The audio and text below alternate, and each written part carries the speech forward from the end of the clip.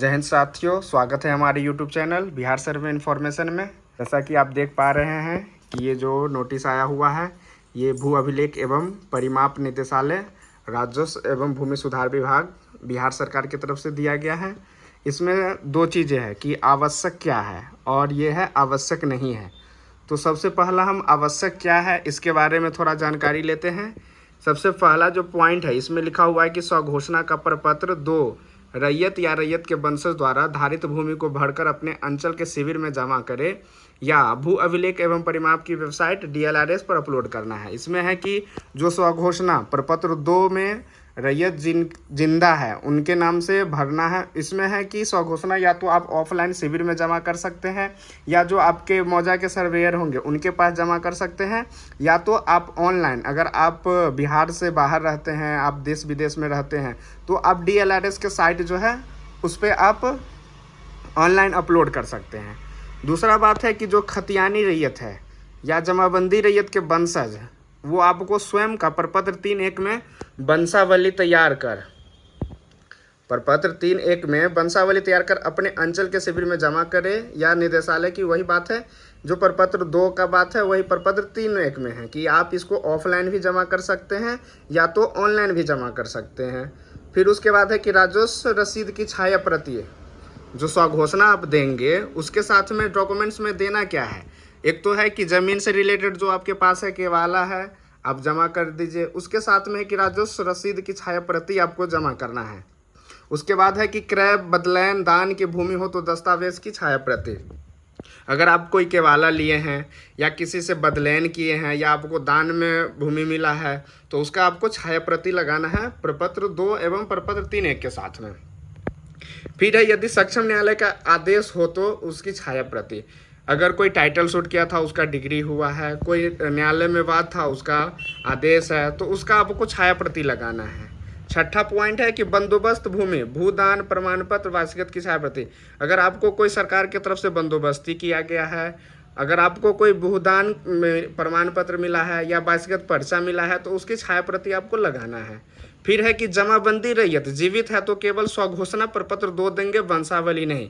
ये सबसे इम्पोर्टेंट है कि अगर आप जिनके नाम से जमाबंदी है वो अगर जीवित है, उनके नाम से रसीद कट रहा है तो वो सिर्फ स्वघोषणा जो कि प्रपत्र 2 होता है उसका 1 पेज होता है वही आपको देना है। उसके साथ में आपको वंशावली प्रपत्र 3.1 ये सब कुछ भी नहीं लगाना है। बस आप इतना चीज़ करने के बाद आप जो भी आपके सर्वे ऑफिस है वहाँ पे आप ऑफलाइन या ऑनलाइन दोनों आप जमा कर सकते हैं। तो ये तो हमारा था कि आवश्यक है। अब जो दूसरा पॉइंट है ये सबसे इम्पोर्टेंट है कि आवश्यक नहीं है, मतलब कौन सा ऐसा डॉक्यूमेंट्स है, कौन सा ऐसा चीज़ है जो हमारे लिए आवश्यक नहीं है। ये सबसे फर्स्ट पॉइंट जो है कि प्रपत्र 3.1 में वंशावली पर कार्यपालक दंडाधिकारी या नोटरी पब्लिक के समक्ष शपथ करने की आवश्यकता नहीं है। मतलब यहाँ साफ साफ लिखा हुआ है कि आप जो वंशावली देंगे उसमें हमको किसी भी शपथ पत्र की या कोई भी शपथ पत्र बनाने की आवश्यकता नहीं है। दूसरा पॉइंट में एकदम पूरा साफ साफ लिखा हुआ है कि प्रपत्र 3 में वंशावली पर संबंधित राजस्व ग्राम जो भी है, चाहे आपके जो भी ग्राम पंचायत है, के प्रतिनिधि से हस्ताक्षरित कराना आवश्यक नहीं है। मतलब ये है कि हमें कोई सरपंच, किसी मुखिया या कोई वार्ड सदस्य किन्हीं से भी आपको साइन कराने की आवश्यकता नहीं है। वो आप स्वयं के मतलब स्व अभिप्रमाणित होता है एक सादा पेपर में, जो कि हम ऑलरेडी इस चैनल पे वीडियो बना चुके हैं। बस आपको वही बना के देना है, उसमें साइन कराने की ज़रूरत नहीं है। तीसरा पॉइंट है कि खतियान की सच्ची प्रतिलिपि की आवश्यकता नहीं है। आप जो है खतियान अगर आपके पास अवेलेबल है तो उसको आप दीजिए, कोई दिक्कत नहीं है। बट अगर आपके पास खतियान की प्रतिलिपि नहीं है तो उसको भी आपको लगाने की ज़रूरत नहीं है।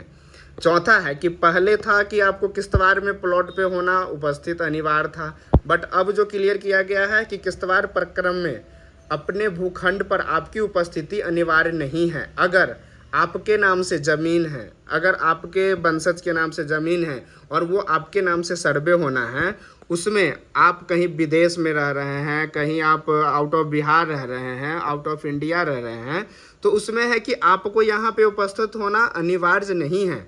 आप अपने किसी भी जान पहचान के जिन पे आप विश्वास करते हैं, जो आपके प्रतिनिधि है, आपका जो भी है बात रखने वाला, उसको उपस्थित रहना है।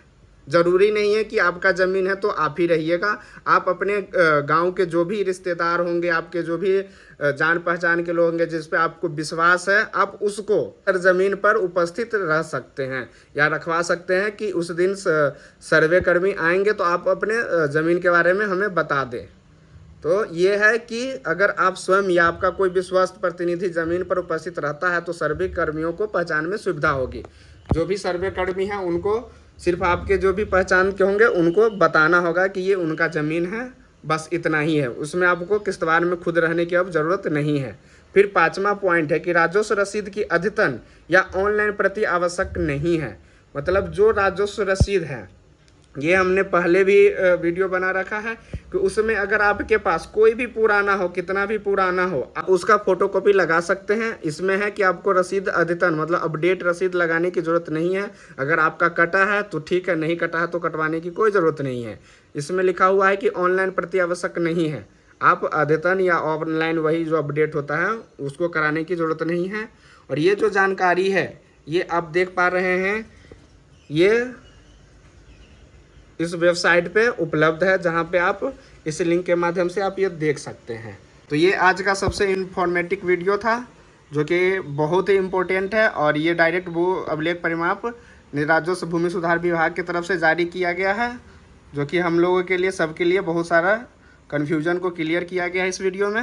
मेरे चैनल को लाइक एवं सब्सक्राइब करें। वीडियो देखने के लिए धन्यवाद।